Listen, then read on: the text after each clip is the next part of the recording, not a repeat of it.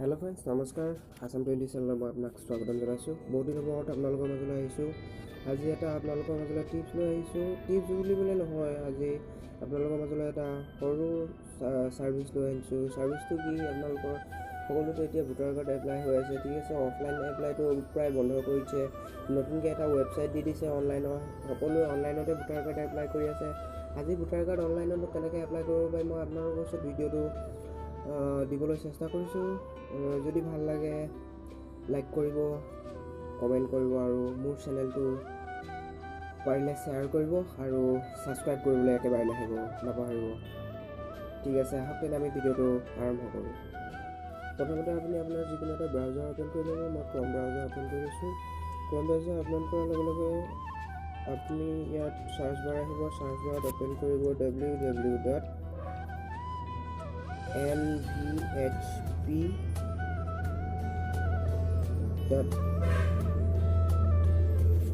আপুনি এইটো দেখিছে এইটো NVHP তলত আহিছে তো আপুনি ইয়াত ক্লিক কৰি দিব ক্লিক কৰি দিয়াৰ লগে লগে এনেকুৱা এটা পেজ আহি যাব তো আপুনি ইয়াত যদি আপোনাৰ ভোটাৰ কাৰ্ড এপ্লাই কৰিছে তেতিয়া চাব পাৰিব ইয়াত আপুনি সাৰ্চ বাৰত ক্লিক কৰিব সাৰ্চ বাৰত ক্লিক কৰি পেলাই আপোনাৰ ইয়াত নম্বৰটো দি দিব ঠিক আছে নম্বৰটো দিয়াৰ পিছত আপুনি ইয়াত হেৰি কৰিব চাব পাৰিব বা আপুনি ইয়াতো কৰিব পাৰিব তো মই আপোনাক এইটোত নহয় ইয়াতকৈ ইজি এটা আৰু এটা আছে তো মই সেইটো আপোনালোকক আজি দেখাবলৈ চেষ্টা কৰিম ঠিক আছে www.nvhp.in ক্লিক কৰাৰ লগে লগে আপোনাৰ ওচৰত এনেকুৱা এখন পেজ খোল খাই যাব মই আপোনালোকক ডেস্কটপ চিটত দেখাবলৈ চেষ্টা কৰিম বহুত সৰুকৈ আহিছে পেজখন ফৰ্মখন ইমান দীঘল হ'ব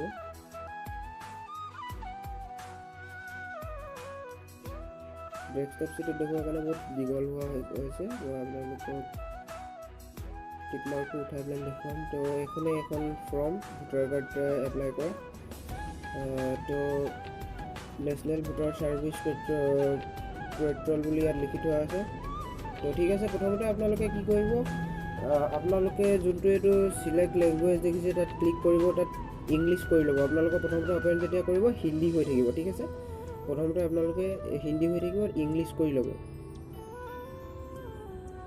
মই ইংলিছ কৰি ল'লোঁ তাৰপিছত আপোনালোকে কি কৰিব ইয়াত প্ৰথমতে আপোনাৰ ইয়াত আহিছে ষ্টেট আহিছে ষ্টেট সিলেক্ট কৰিব মোৰ ষ্টেট আসাম হয় ডিস্ট্ৰিক্ট সিলেক্ট কৰিব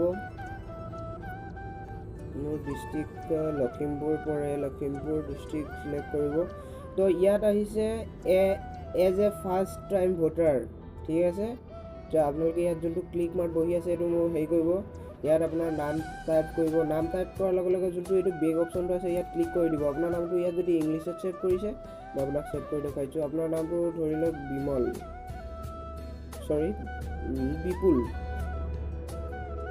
বিপুল ঠিক আছে আপুনি এই যোনটো বেক এই কাৰ্চনটো দেখিছে মোৰ এই কাৰ্চনটো ইয়াত ক্লিক কৰি দিয়াৰ লগে লগে ইয়াত তলত ইংলিছতে আহিছে মোৰ কিন্তু মই হেৰি কৰোঁতে আছামিছত আহিছিলে ধৰি লওক যিটো ইয়াত ইংলিছতে আহিছে কোনো কথা নাই ইংলিছতে আহিলে হ'ব আছামিছত আহিলে হ'ব তাৰপিছত নেক্সট আপোনাৰ এইটো ইয়াত ফিল আপ কৰাৰ লগে লগে ইয়াত আকৌ চিঅ'ৰ নেম দিব চিঅ'ৰ নেম দিয়াৰ পিছত এইখিনি আহিব এইখিনি হোৱাৰ পিছত তাৰ ৰিলেশ্যন দিব আপোনাৰ দেউতাৰ নাম ৰিলেশ্যন দেউতাৰ নাম মাৰ নাম আপুনি যদি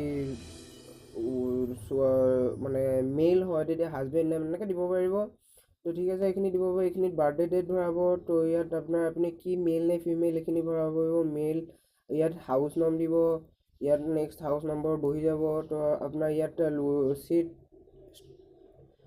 ষ্ট্ৰেট এৰিয়া লোকেলিটি আহিব তাৰপিছত আপোনাৰ ইয়াত ভিলেজ সিলেক্ট কৰিব ভিলেজ সিলেক্ট কৰাৰ লগে লগে পোষ্ট অফিচ পিনক'ড তাৰপিছত আসাম ষ্টেট আসাম মোৰ সিলেক্ট কৰি থোৱা আছে লখিমপুৰ সিলেক্ট কৰি থোৱা আছে আপুনি ইমানখিনি কষ্ট কৰিব নালাগে ইয়াত সেভ এজ এবভ আছে ইয়াত ক্লিক কৰি দিব ওপৰত আপুনি যিখিনি ফিল আপ কৰিছিলে ইয়াত টিক মাৰ্কটো বহাৰ লগে লগে মই ওপৰত ফিল আপ নকৰাৰ বাবে ইয়াত টিক মাৰ্কটো নাই অহা তো আপুনি ইয়াত সেভ এজ এবভটো ক্লিক কৰি দিব আপুনি ওপৰত যোনখিনি ফিল আপ কৰিছিলে তলতো সেইখিনিয়ে লাগে তলত লগে লগে এইখিনি সিলেক্ট হৈ যাব এতিয়া আহক আপোনাৰ ইমেইল দিব ইয়াত আপোনাৰ ইমেইলটো ভুলকৈ নিদিব। আপোনাৰ যদি ইয়াত ইমেইল ভুলকৈ দিয়ে তেন্তে ইয়াত তলত ইনভেলিড ইমেইল বুলি ইয়াত ৰঙা চিনেৰে আহি যাব। ঠিক আছে, মই এনেই জাষ্ট ইমেইল এটা বনাই দিছোঁ www.bipul